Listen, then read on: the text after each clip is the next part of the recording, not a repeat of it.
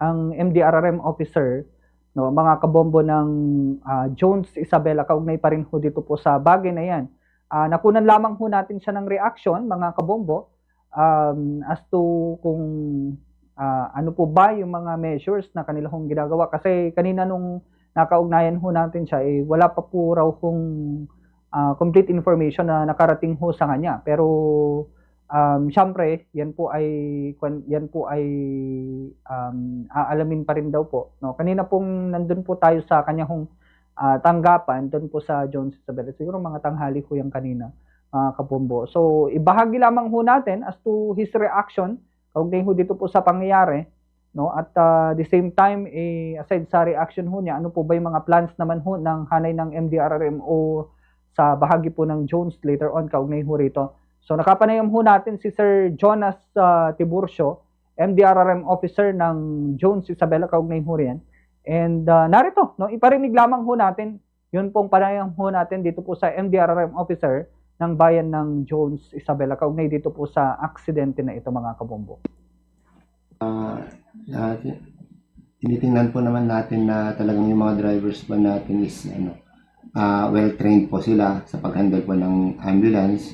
At ang license po nila is professional and may NC2 din sila. Then hindi naman po tayo nakukulangan sa pagsasabi sa kanila o pagre-remind sa kanila na yung pagiging defensive driver nila, kahit na sabihin natin na emergency vehicle yung mga hawak nila, nandun pa rin kasi siyempre pati buhay nila at stake din. Usually may mga seminars din ho ba? Oo naman, sir. Yung ambulance management training po natin, kasama po yun sa ginagawa po nila. Opo. How frequent yun, sir? Yung every 2 years kami Opo, sir. Pero yung ano naman natin, yung assessment at saka feedbacking naman natin, every quarter tayo nagkakaroon ng trainings at na bibigyan naman ng pansin lahat ng mga yun, sir. Opo, sir. So far, sir, as to this incident, ano plano po ninyo para maiwasan po ito, sir? So, the same, yung pa rin, yung gagawin natin, dahil aksidente naman talaga yan, wala naman may gusto na mangyari yan. So, we will keep reminding pa rin sila na yung pagiging maingat pa rin kahit nasabihin natin nga na emergency vehicle yung mga hawak nila. Opo, parang magpapamiting kayo, ganun, sir? Yes, sir. Kakausapin natin pero kailangan pa rin alamin namin kung ano talaga yung totoong nangyari. Kasi as of now, hindi ko pa talaga alam kung ano yung totoong nangyari dun sa aksidente na yun. Opo. Anyway, sir, syempre, as to kwan ho ba, dito po sa ganyan po, first time ho ba ito? Or? Parang ngayon lang po kami naka-encounter ng ganyan na aksidente. Pagmula po nung andito na po tayo sa MDRR Rescue. Since 2013 kami, ngayon pa lang kami naka-encounter ng ganyan na kalala na aksidente ng mga mga response vehicles natin. Opo, sir. And so far po, sir, syempre, dito po ba sa Jones, kumusta ho pala, sir? Madalas po ba yung aksidente, sir?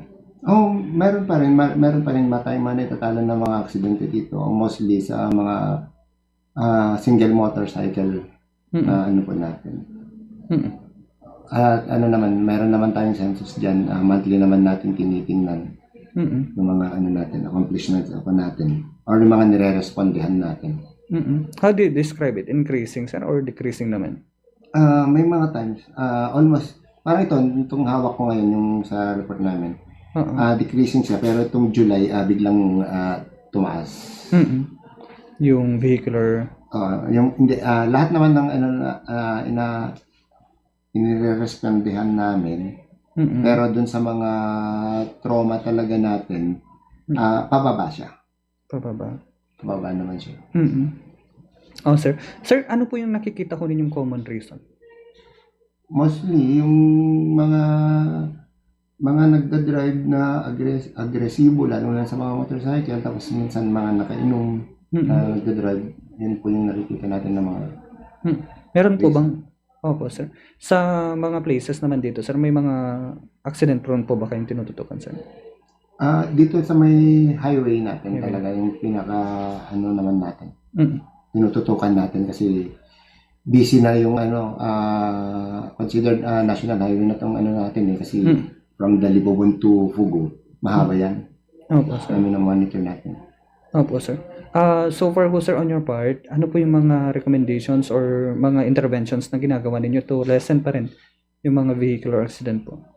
With partnership po natin dun sa PNP po natin na meron mo naman po silang programa regarding sa road safety at supportado naman natin sa DRRM yan. Yung mga pagkakandak po natin ng mga road safety seminar at saka yung implementation ng mga existing laws natin when it comes to violence sa traffic. Sige, sir. Okay, so yan ho mga kabombo yung panayam ho natin with Sir Jonas Tiburcio, ang MDRRM officer ng Jones Isabela as to dito po sa pangyari na ito. First time daw ho na naitala ho yan sa Jones Isabela na yung kanila hong emergency vehicle ay na-involved dito po sa isa hong major incident or ito pong ganito pong klase ho ng insidente mga kabombo na ganito kalala. No? So yan naman po yung sinasabi ho sa ngayon. Pero as to their part, hindi naman daw po sila nagkukulang sa mga paalala.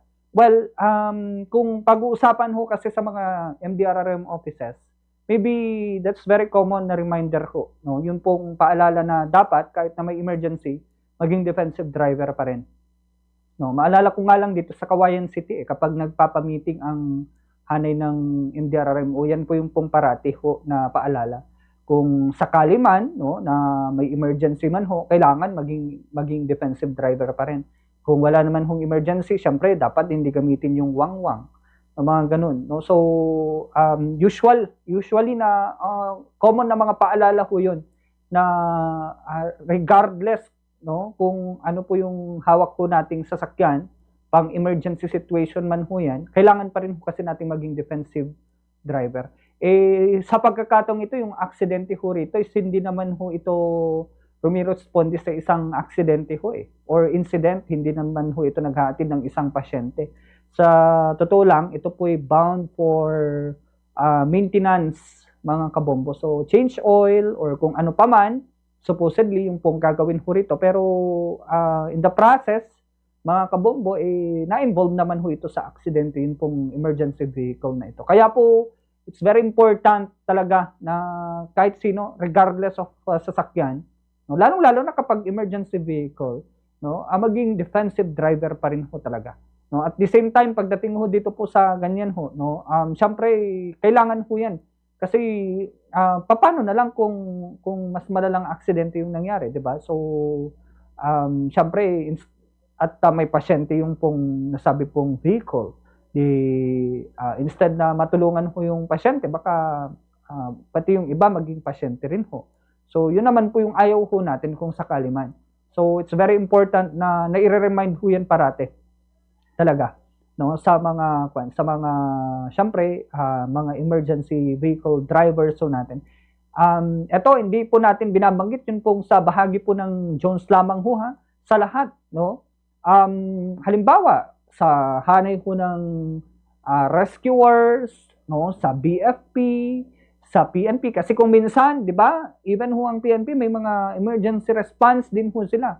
Halimbawa, nakawan, at mayroon pong hawak na baril, yun pong nagnakaw, or pang-hold up na ho pala ang tawag doon. Kailangang respondihan. Siyempre, habang in the process ng pag-responde, kailangan ho maging mabilisan, di ba? Yun pong pagdadrive. Pero kailangan pa rin ho maging defensive driver ho tayo. Halimbawa sa mga sunog naman ho, sa Bureau of Fire Protection, syempre mahirap naman kung mangyari yung pong kagaya ho ng mga nangyari sa mga nakalipas na mga araw, mga kabombo, na yun pong mga sasakyan ng hanay ng Bureau of Fire Protection is masasangkot sa aksidente. So narigatmat no kasjay na kagaya ho nung pong mga nakalipas na mga araw. Sabi ko nga, may mga ganyan ho sa mga nakalipas na mga araw na kung saan involved ho mismo yung pong fire truck. For example, in some cases, di ba, fire truck sa mga vehicular accident kasi due to emergency situation. So, yun po, no? Siguro, yan po yung pong paalala na lamang din ho, no? Na maging defensive driver ho tayo. In this case naman, no? Mabuti na lamang at hindi po malala. Galos lamang ho yun pong natamo or nagkaroon ho ng, hindi naman ho malalang sugat, yun pong isa hong ginang ho rito, buntis. O, syempre, masikog pa yung mo't niya.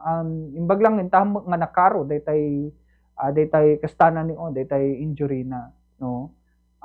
Yun po yung pong ipagpapasalamat na lang po natin siguro pagdating po dito po sa nasabi pong insidente na wala pong grabing nasaktan. Pero sana po magsilbing paalala po ito, not just for emergency responders, even ho dun po sa mga sa mga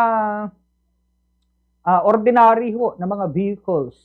No, kasi kung minsan even ho yung pong mga mga ordinary vehicles, mga kabombo, ay talagang nandyan po yung pong tila ba may emergency rin ho sila, no? Grabe rin ho kung magpatakbo, no? Meron pong mga ganyan, no? So yan naman po ay dapat i-observe din ho ng mga iba ko natin mga kababayan. Malagip ko lang daytay na pasamak kasla iti daytay, di ba?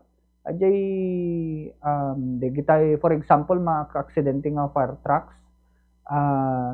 Ito'y ayan tayo matlang niya kasla natawag dan, di ba? Ijay kwan sa data ajay agresponde ko iti po or na aksidente pa niya kasla di napalabas lang sa nga bulan dayjay or last month or previous months jay ita pasit matlang ijay San Agustin gayam sa dayjay niya wherein instead na talagang diretso lamang ho sa pagresponde sa sunog, talagang nawalan pa po ng preno yung pong fire truck at dumiretso po dun po sa gilid ng kalsada, mga kabombo. So, syempre, importante rin ho siguro na i-check rin ho yung mga maintenance ng mga sasakyan ho natin when it comes to that, mga kabombo. Anyway, ito po'y paalala, not just for naman ho, hindi lamang ho ito para sa mga emergency responders, kundi sa iba pa, mga kabombo ng mga kababayan ho natin na especially yung mga mabibilis masyado kung magpatakbo na para bang may emergency, wag naman ho sana, no? Especially sa mga private vehicles na sobrang bilis, 'di ba? Na kasla datikam kamatinda, no? Wag naman ho para iwas din ho sa aksidente, especially now at talagang madulas yung mga kalsada ho natin due to ito pong mga pag-ulan. Anyway, oras ho natin, 42 minuto makalipas ang 5:00 ng hapon. Yung iba pa na mga usapin na nakahanay dito po sa ating palatuntunan, talakayin ho natin yan. Dito muna tayo sa ating mga paalala mga kabombo. Bombo Reports Afternoon Edition. Bombo Radio Philippines, the #1 and most trusted source of news and information, proudly launches the country's biggest one-day bloodletting drive. Dugong Bombo, a little pain, a life to gain. This November 15th, Saturday, join us in 25 key locations nationwide as we come together to donate blood and save lives. In partnership with Bombo Radio Philippines Foundation Incorporated and the Philippine Red Cross. Last year, Bombo Radio Philippines helped replenish the nation's blood supply by collecting over 2.1 million cc of blood or 550 gallons or 10 drums of blood, helping countless Filipinos in need. This year, we are inviting sponsors, donors, and partners to join us in this